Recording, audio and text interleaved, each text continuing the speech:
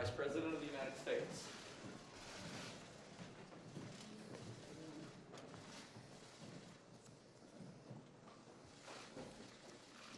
Good morning.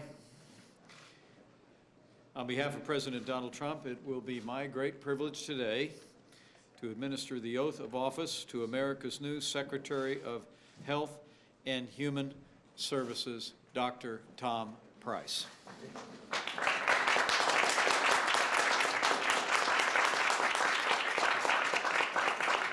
We're grateful to be joined by colleagues and friends to mark this important occasion in the life of our administration and no less extent in the life of this nation.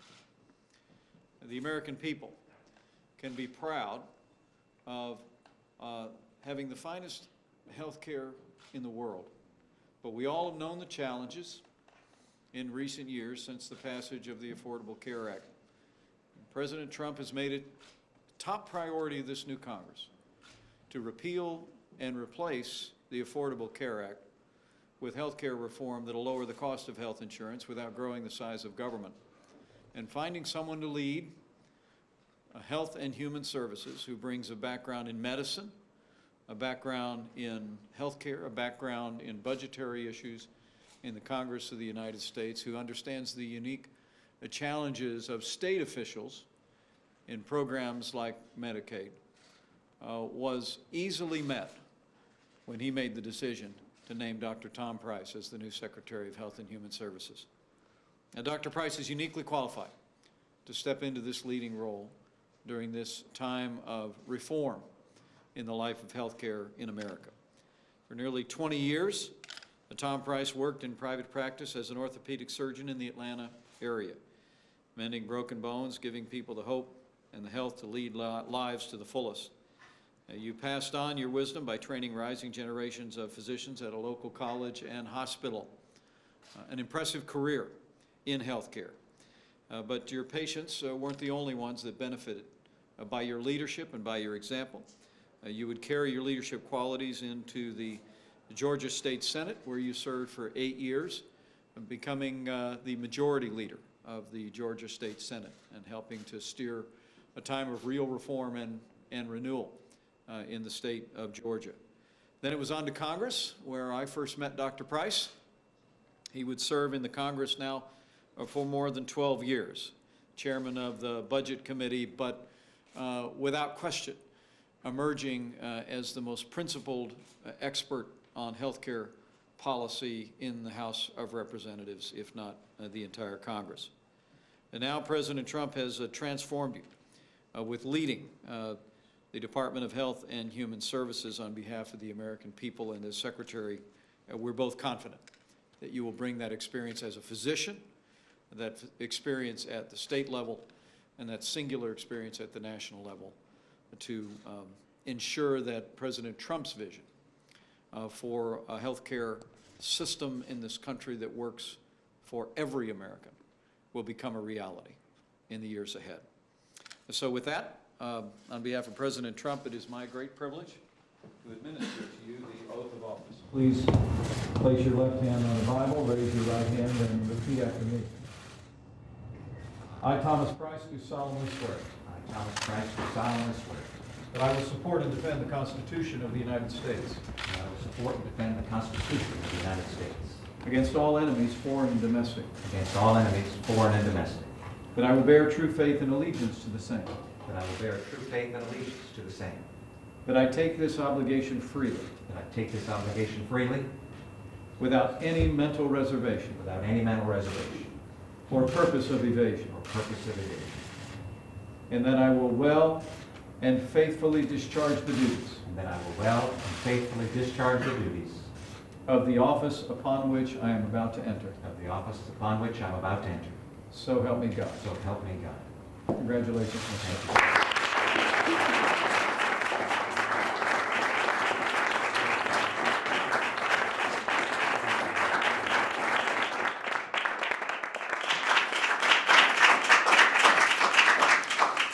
We're going to sign some official documents, but would you join me in welcoming Betty Price to this event as well?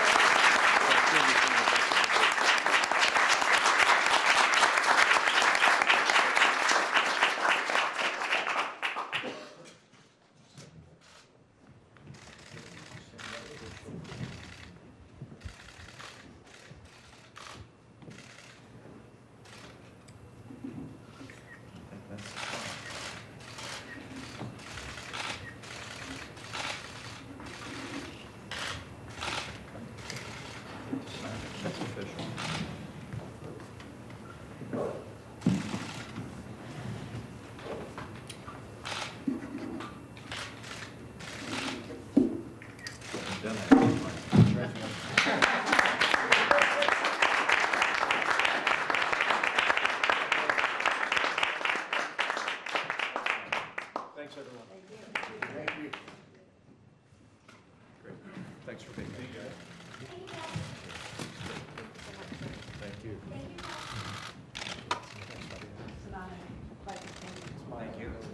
Thank you so much.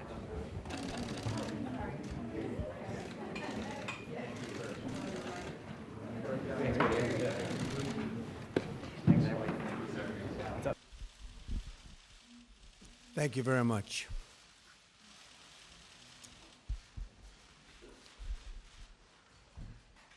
Prime Minister Abe, on behalf of the American people, I welcome you to the very famous White House.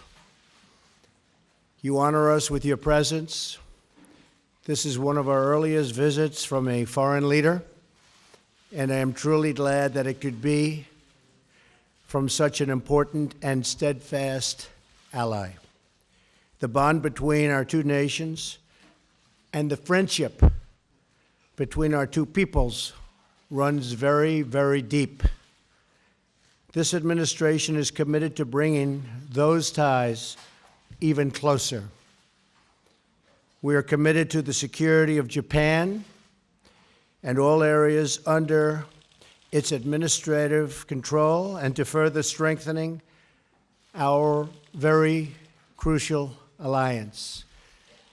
The U.S.-Japan alliance is the cornerstone of peace and stability in the Pacific region. It is important that both Japan and the United States continue to invest very heavily in the alliance to build up our defense and our defensive capabilities, which under our mutual leadership will become stronger and stronger. And as time goes by, ultimately they will be impenetrable. We face numerous challenges, and bilateral cooperation is essential. Our country is committed to being an active and fully engaged partner. We will work together to promote our shared interests, of which we have many, in the region, including freedom from navigation and of navigation, and defending against the North Korean missile and nuclear threat, both of which I consider a very, very high priority. On the economy, we will seek a trading relationship that is free, fair, and reciprocal, benefiting both of our countries. The vibrant exchange between us is a true blessing. Japan is a proud nation with a rich history and culture, and the American people have profound respect for your country and its traditions. I also want to take this opportunity, Mr. Prime Minister, to thank you and the people of Japan for hosting our armed forces. Working together, our two countries have the ability to bring greater harmony, stability, and prosperity to the Pacific region and beyond, improving countless lives in the process. We are committed to that goal. Highly committed. Prime Minister Abe, on behalf of the United States of America, I thank you for being with us today. We will soon be traveling to the great state of Florida, where I know we will have a long and very successful talk, negotiations, and a very, very productive weekend. Mr. Prime Minister.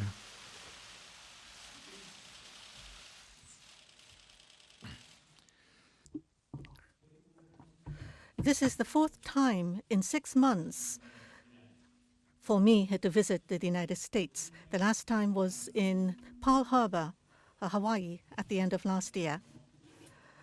I am indeed sincerely grateful for the always heartwarming welcome accorded to me by the American people. I would also like to express my sincere gratitude to President Trump. Donald, you must have been very busy in this very important the period of 100 days after your inauguration. And thank you very much for inviting me over to the White House. My name is Abe, but in the United States, some people mistakenly pronounce my name as Abe, but that is not bad, because even in Japan, everybody knows the name of that great president. That farmer carpenter's son can become a president, and that fact, 150 years ago, surprised the Japanese who were still under the shogunate rule. The Japanese opened their eyes to democracy. The United States is the champion of democracy.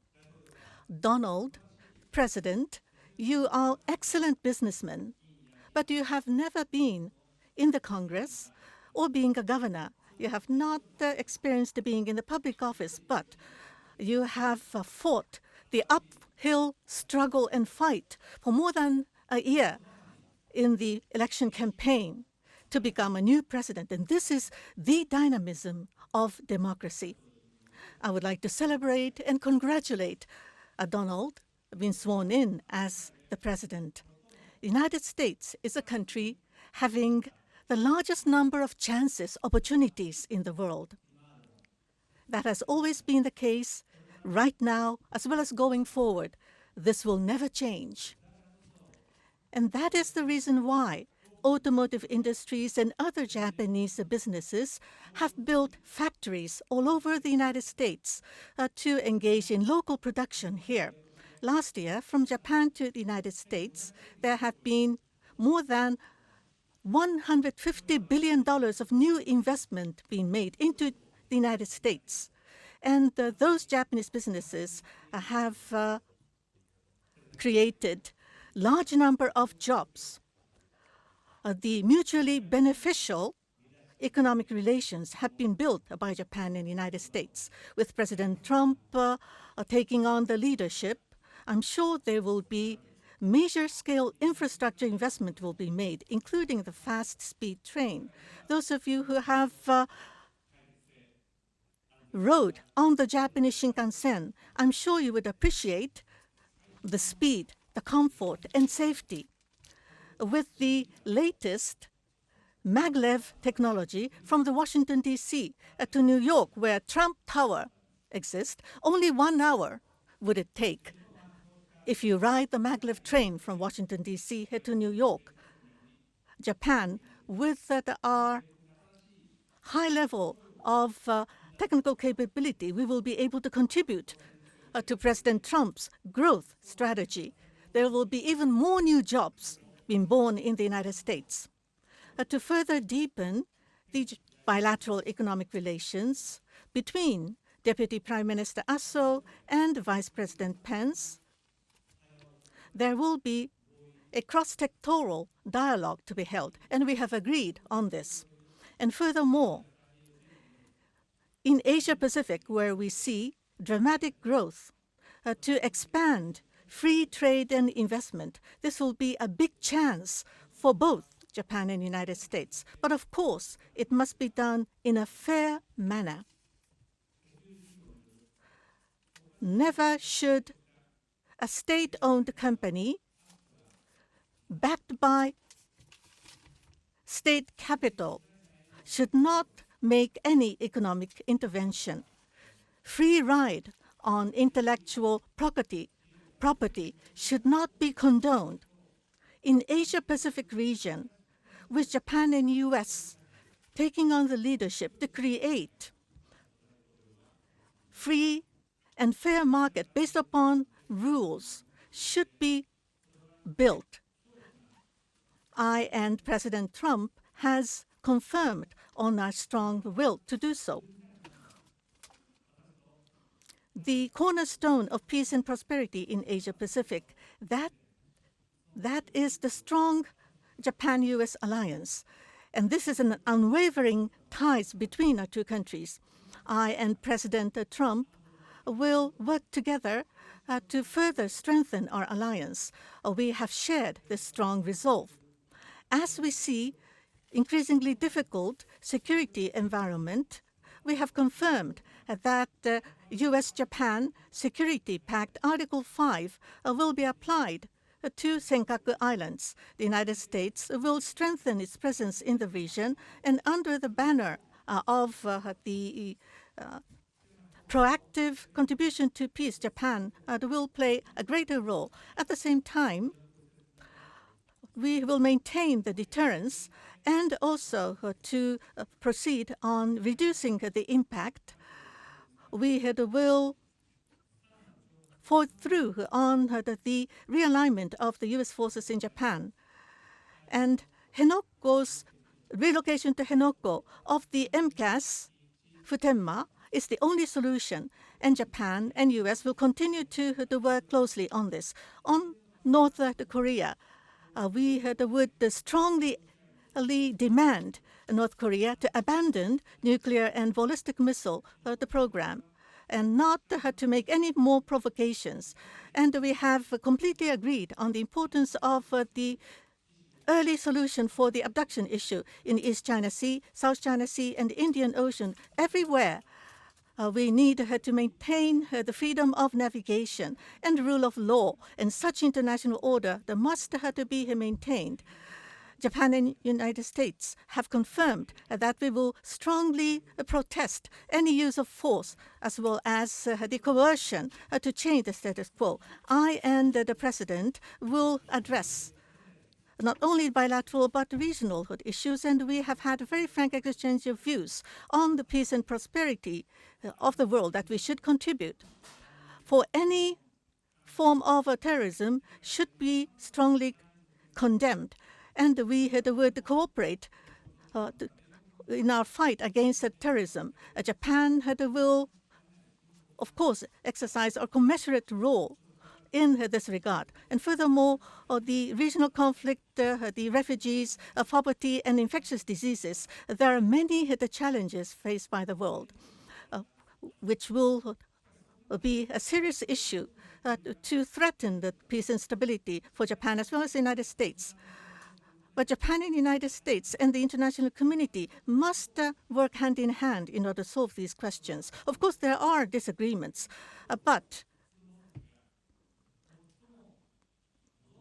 we should not close down the dialogue just by pointing to the differences and ignoring the common interests and common goals. We need to have a dialogue because there are disagreements. What we mostly desire, what is most desired by those who are challenging the existing international order is to just focus on differences. We should not close the dialogue. Japan have for 4 years, I have consistently fought through on our foreign policy. Now, whatever the challenge and difficulty ahead of us, I and President Trump will continue our dialogue to seek shared solutions. And after lunch, I'm looking forward for a weekend in Florida with Donald. We will play golf together. My scores in golf is not up to the level of Donald at all, but my policy is never up, never in, always aiming for the cup, never to just go with the shortcuts and the chops. Those are the words never found in my dictionary. But in a relaxed atmosphere, I hope to take time to discuss with Donald on the future of the world, future of the region, and future of Japan and the United States. Thank you. Very much. We'll take a few questions, unless you don't want to ask any questions, if that's possible. Maybe we'll start. Where is Daniel Halper, New York Post? Daniel?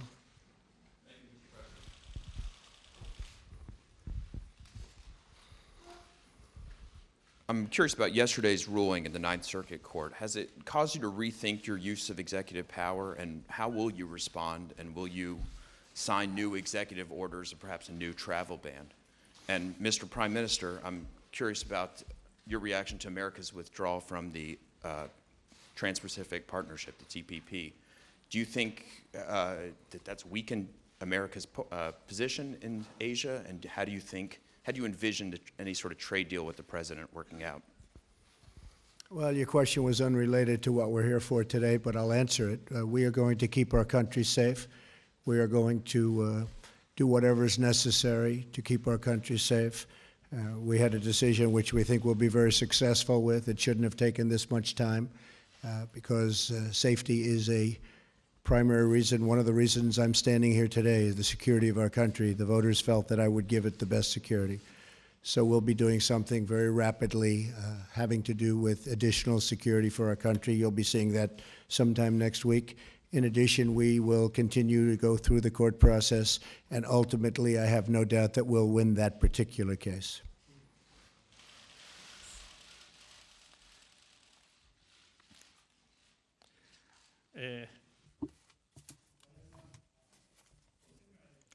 Now, in the world, we are also facing the issues of the refugees and terrorism. We need to work closely together on these global issues. Japan, they have always played our own role, but going forward, we would continue to work with the international community to execute our responsibility in a commensurate manner. And each of our country has immigration control scheme, as well as policy on immigration, as well as refugees. These are to do with domestic affairs of that country, so I would refrain from making any comments. Okay, Blake Berman. Fox, Blake Berman.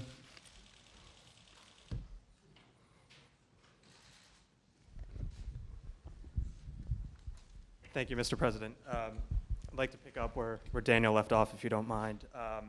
You said earlier this week, and I'm quoting for you, you said, "I've learned a lot in the last 2 weeks, and terrorism is a far greater threat than the people of our country understand, but we're going to take care of it." Based off of what you have learned, and now knowing that your executive order is at least temporarily on hold, do you still feel as confident now as you have been at any point that you and the administration will be able to protect the homeland?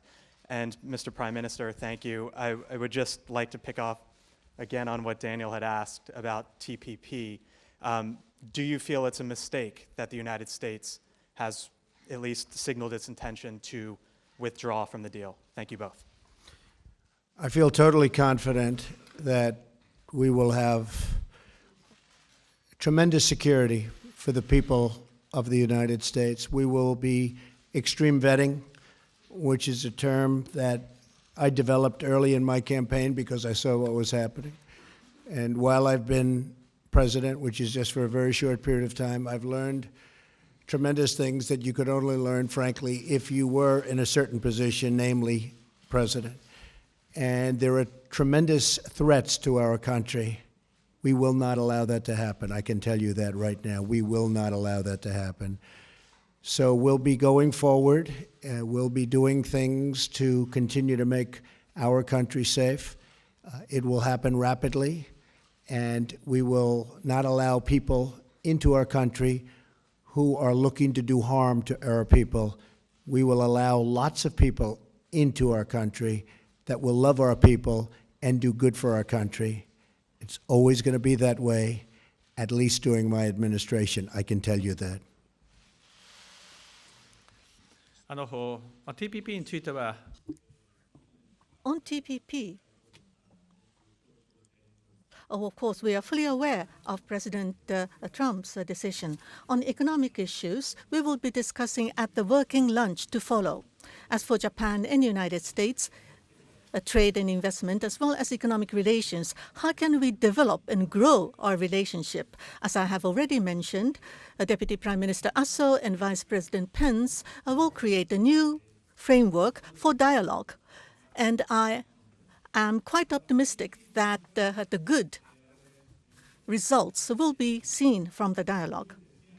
Now, for the free and fair common set of rules to be created for the free trade regime in the region, and that was the purpose of TPP, and that the importance have not changed. I myself believe that. Okay. 原さん。ございます。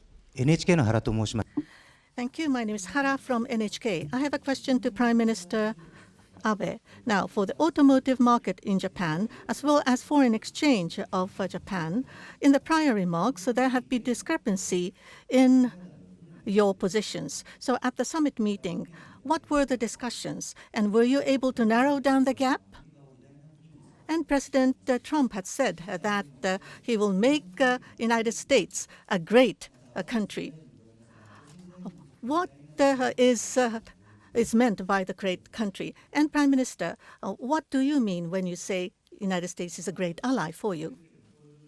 Now, with the birth of the Trump administration, the new genesis will be built between Japan and U.S. in economic relations. In order to put forward such strong message, I have proposed to launch a new framework for economic dialogue, and we were able to agree on this. As for sectoral discussions, we will be having a discussion at our working lunch, in any case, between President Trump and I myself on Japan and U.S. economic relations. We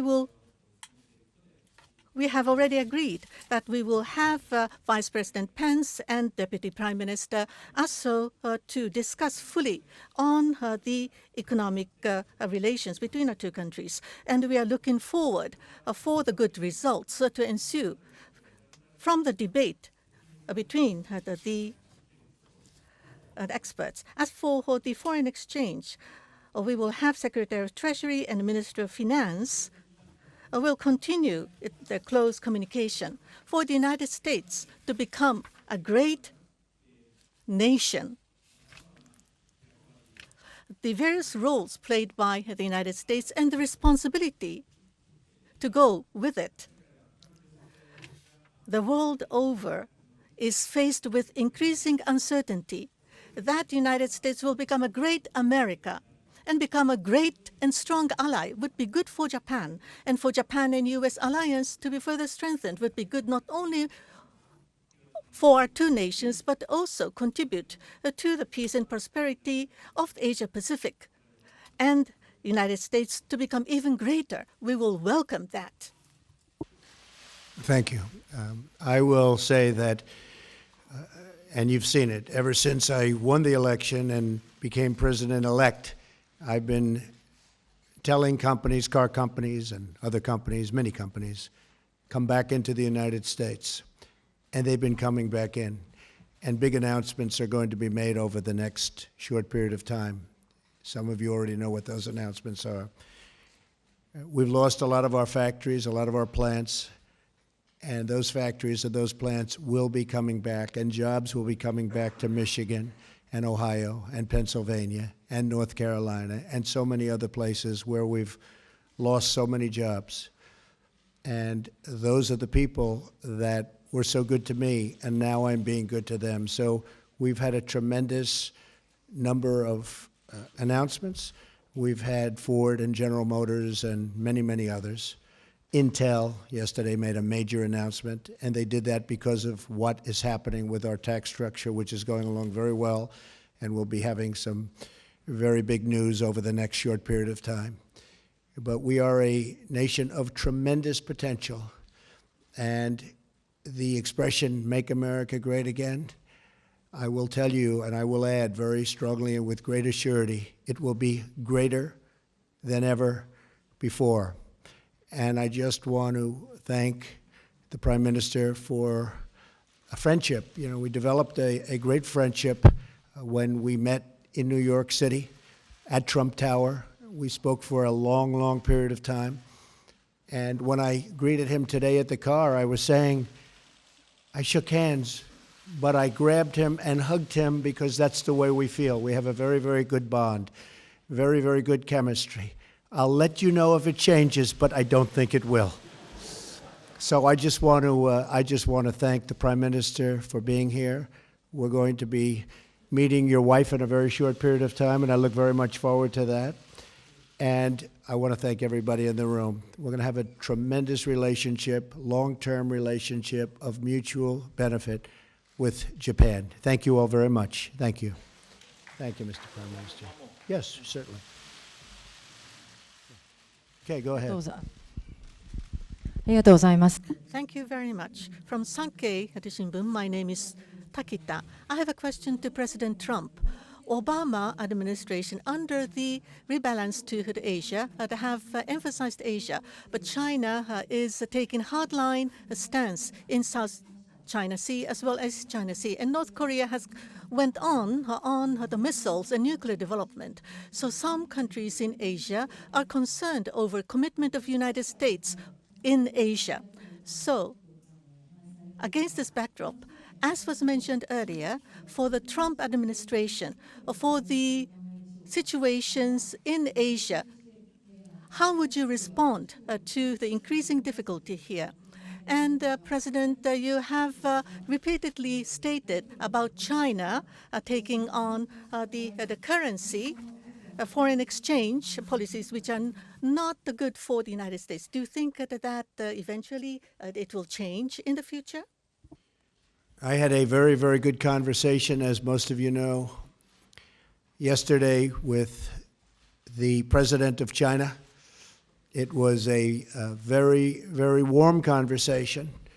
I think we are on the process of getting along very well, and I think that will also be very much of a benefit to Japan. So we had a very, very good talk last night and discussed a lot of subject. It was a long talk, and we are working on that as we speak. We have conversations with various representatives of China. I believe that will all work out very well for everybody, China, Japan, the United States, and everybody in the region.